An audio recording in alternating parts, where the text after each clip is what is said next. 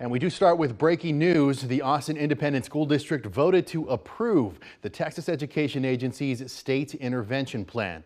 Now, instead of a conservatorship, a monitor will observe the district and then report back to TEA officials. KXAN's Sarah El-Sheikh is live at the meeting with tonight's decision. Sarah.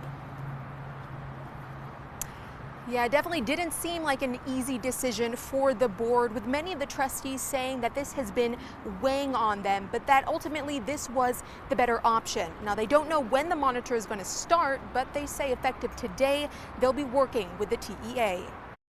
Identify and implement effective practices to correct systemic issues related to compliance with special education requirements. That's just one of the priorities in the Texas Education Agency's new proposal for the Austin Independent School District regarding its special education services. This comes following an investigative report from the TEA that found the district violated more than 40 special education requirements since 2020. It alleged over the last 3 years, the district sometimes waited as long as 9 months to evaluate students who needed special education evaluations. Helen Miller says her great-niece and most recently her youngest grandson were among those impacted. Delayed evaluation, almost 2 years, 2.5 years. They were trying to save because they were short-staffed and because of the COVID.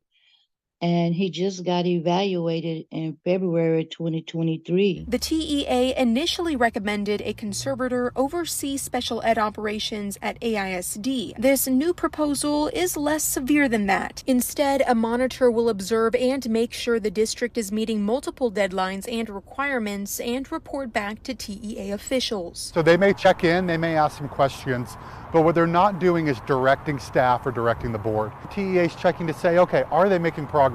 Tuesday night, trustees heard both support and concern from people in the community. I don't think you guys should take any sort of deal from them. We're an independent school district for a reason, and it needs to stay that way. Ultimately, Miller says improvements need to be made, however necessary. Whatever needs to be done to help these kids. And the AISD superintendent believes this is that next step. The ability to control progress, allocate resources, and ensure that our students are being served. The more of that we can control, we think the better chances we have of meeting our goals long term. Now, even with this new proposal, there is still a chance there could be a conservatorship. If the district is found non-compliant, it'll have 10 days to fix that issue. After that, the TEA could move into a conservatorship, and under this new agreement, the district would not be able to appeal that decision.